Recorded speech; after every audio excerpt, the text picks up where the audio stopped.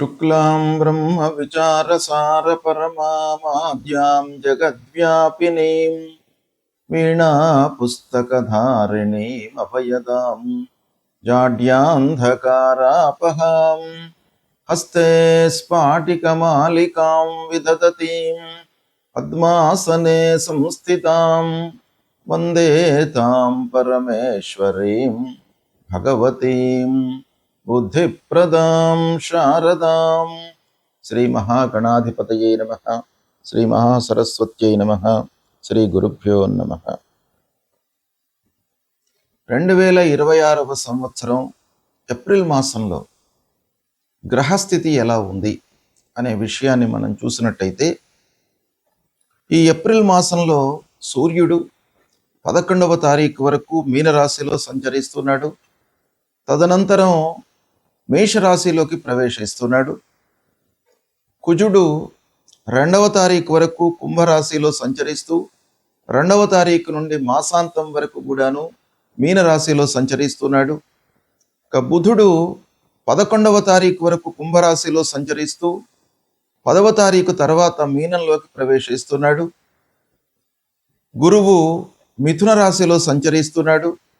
శుక్రుడు 19వ తారీఖు వరకు మేషరాశిలో సంచరిస్తూ 19 నుండి మాసాంతం వరకు కూడాను వృషభ రాశిలో సంచరిస్తున్నాడు. శనీశ్వరుడు మీనరాశిలో సంచరిస్తున్నాడు. రాహువు కుంభరాశిలో సంచరిస్తున్నాడు. కేతువు సింహరాశిలో సంచరిస్తున్నారు. ఈ విధంగా ఏప్రిల్ మాసంలో గ్రహస్థితి ఉంది. ఈ గ్రహస్థితి ఆధారంగా 12 రాసుల వారికి ఎలాంటి ఫలితాలు, గోచార ఫలితాలు ఎలా ఉన్నాయి అనే విషయాన్ని మనం తెలుసుకుందాం.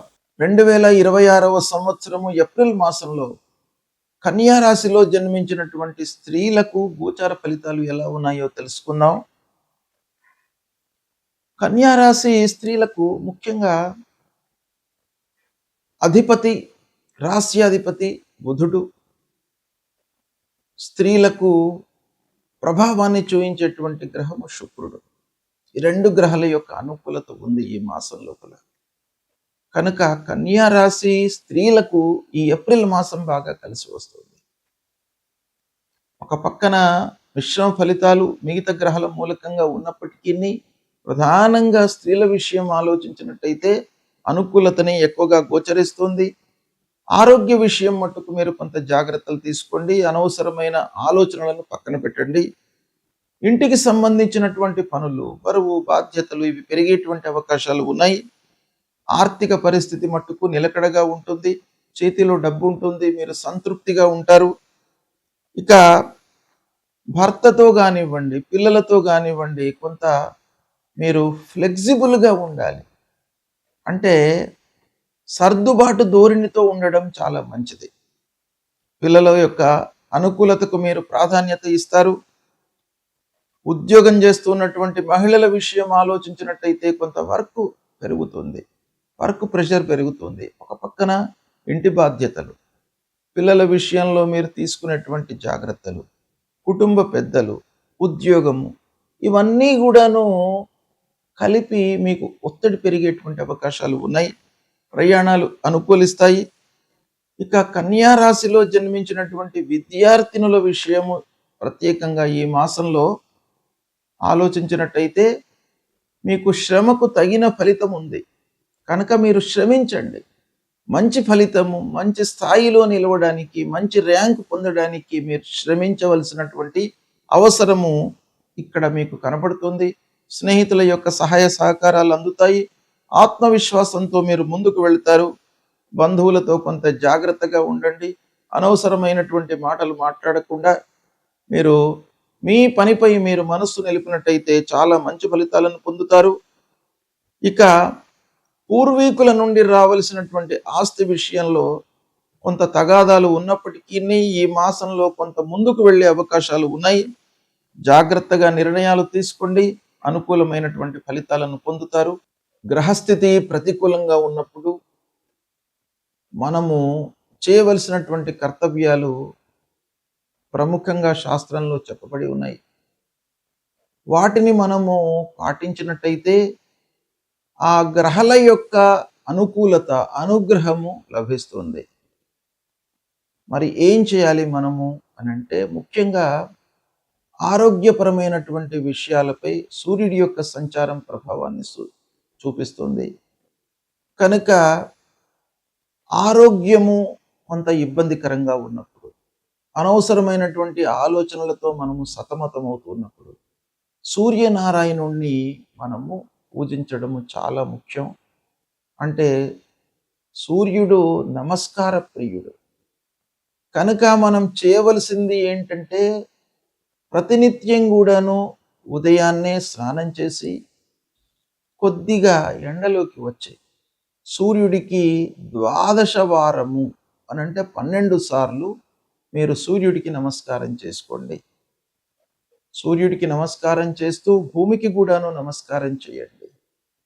తద్వారా సూర్యనారాయణుడి యొక్క అనుగ్రహము లభిస్తుంది. అప్పుడు మీకు ఆరోగ్య సమస్యలు లేకుండా చూస్తాడు, మిమ్మల్ని కాపాడుతాడు. ఆదిత్య హృదయము పారాయణం చేసుకోండి. ఆదిత్య హృదయం మూలకంగా మీకు శారీరక ఇబ్బందులు లేకుండా మిమ్మల్ని ఆ సూర్యుడు కాపాడుతాడు. మూలమంత్రాన్ని జపించండి. జపా కుసుమ సంకాశం కాశ్యపేయం మహద్యుతిం తమోరిం సర్వపాపఘ్నం ప్రణతోస్మి దివాకరం అనేటువంటి మూలమంత్రాన్ని ప్రతినిత్యం కూడాను చదువుకోండి. ఇక అంగారకుడు, కుజుడు కూడాను ప్రధానమైనటువంటి గ్రహము. తొందరగా మనను రియాక్ట్ చేసేటువంటి గ్రహం. అనవసరమైనటువంటి విషయాల లోపల కూడాను మనను ఇన్వాల్వ్ చేసి ఆ పనులలో మనను నిమగ్నమయ్యి అనవసరమైనటువంటి ఇబ్బందులను మనకు కలిగించేటువంటి గ్రహము కుజుడు. ప్రతికూలంగా ఉన్నప్పుడు మీరు సుబ్రహ్మణ్య స్వామి దేవాలయానికి వెళ్ళడము, సుబ్రహ్మణ్యాష్టకము చదువుకోవడము. ఇక కుజుడికి సంబంధించినటువంటి మూల మంత్రం ధరణీ గర్భ సంభూతం విద్యుత్కాంచన సన్నిభం కుమారం శక్తిహస్తంచ మంగళం ప్రణమామ్యహం అనేటువంటి ఈ మంత్రాన్ని ప్రతినిత్యం కూడాను చదువుకోండి. అంగారకుడు మీకు అనుగ్రహించి అనుకూలమైనటువంటి ఫలితాలను ఇస్తాడు. ఇక బుధుడు వ్యాపారము, మన బుద్ధి, ఆలోచన, సరి అయినటువంటి నిర్ణయాలు తీసుకోవడం పైన బుధుడి యొక్క అనుకూలత చాలా అవసరం. కనుక ఆ బుధుణ్ణి అనుగ్రహము కొరకై విష్ణుమూర్తిని స్మరించండి. విష్ణు సహస్రనామ పారాయణం చేసుకోండి ప్రతినిత్యం కూడాను. ఇకపోతే గురువు ప్రధానమైనటువంటి గ్రహము. గురు ప్రతికూలంగా ఉన్నప్పుడు సద్గురువులను సందర్శించుకోండి. దక్షిణామూర్తి స్తోత్ర పారాయణాన్ని చేయండి. దత్తాత్రేయ స్వామి దేవాలయానికి వెళ్ళండి. దేవానాంచ ఋషీణాంచ గురుం కాంచన సన్నిభం వందనీయం త్రిలోకానాం తం నమామి బృహస్పతిం అనేటువంటి మూల మంత్రాన్ని ప్రతినిత్యం కూడాను చదువుకోండి. ఆ గురువు యొక్క అనుగ్రహము మీకు లభిస్తుంది. అదేవిధంగా శుక్రుడు మనకు అన్ని విధాలుగా సంతోషాన్ని కలిగించేటువంటి గ్రహం. కాబట్టి ఆ శుక్రుడి యొక్క అనుగ్రహం కొరకు మీరు ఏం చేయాలి? మహాలక్ష్మి అష్టకాన్ని ప్రతినిత్యం కూడాను చదువుకోండి. తద్వారా శుక్రుడి యొక్క అనుగ్రహం లభిస్తుంది.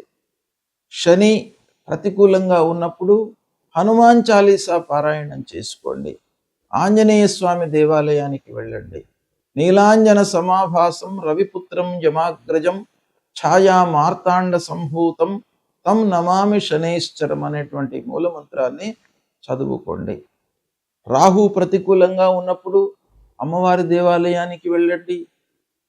రాహు మూలకంగా మనకు ఎన్నో ఇబ్బందులు, భయము, ఆందోళన ఇలాంటివన్నీ కూడాను కలిగే అవకాశాలు ఉంటాయి. ఛాయాగ్రహము మనిషి కంటే కూడాను ఛాయ అనేటువంటిదే చాలా మనకు ప్రధానంగా మనను ఇబ్బంది పెట్టేటువంటి గ్రహము. కనుక అమ్మవారిని దర్శించుకోండి. అర్ధకాయం మహావీర్యం చంద్రాదిత్య విమర్దనం సింహికా గర్భ సంభూతం తం రాహుం ప్రణమామ్యహం అనేటువంటి మంత్రాన్ని ప్రతినిత్యం చదువుకోండి. ఇక కేతువు మీకు ప్రతి విషయం లోపల కూడాను ఒక విరక్తి భావనను కలిగించేటువంటి గ్రహము. ప్రతికూలంగా ఉన్నప్పుడు తప్పకుండా మీ లోపల వైరాగ్యాన్ని ఇస్తాడు. అంటే ఆ పని పైన మీకు అశ్రద్ధను కలిగిస్తాడు. శ్రద్ధ అనేటువంటిదే చాలా ముఖ్యమైనటువంటిది. ఇంట్రెస్ట్ ఉంటే మనకు మార్గాలు ఉంటాయి. కాబట్టి ఆ కేతువును మీరు అనుకూలం చేసుకోవడానికై గణపతిని స్మరించండి. గణపతి దేవాలయానికి వెళ్ళండి. ఫలాశ పుష్ప సంకాశం తారకాగ్రహమస్తకం రౌద్రం రుద్రాత్మకం ఘోరం తం కేతుం ప్రణమామ్యహం అనేటువంటి మూల మంత్రాన్ని జపించండి. మీకు తప్పకుండా ఈ గ్రహాలకు సంబంధించినటువంటి దుష్ప్రభావము దూరమవుతుంది. ఆ భగవంతుడి యొక్క అనుగ్రహం లభిస్తుంది. భగవంతుణ్ణి నమ్ముకోండి. మీపై మీ విశ్వాసాన్ని పెంచుకోండి. అంటే ఆత్మవిశ్వాసాన్ని పెంచుకోండి, పరమాత్మను కొలవండి. తప్పకుండా మీకు శుభ ఫలితాలు కలుగుతాయి. శుభం.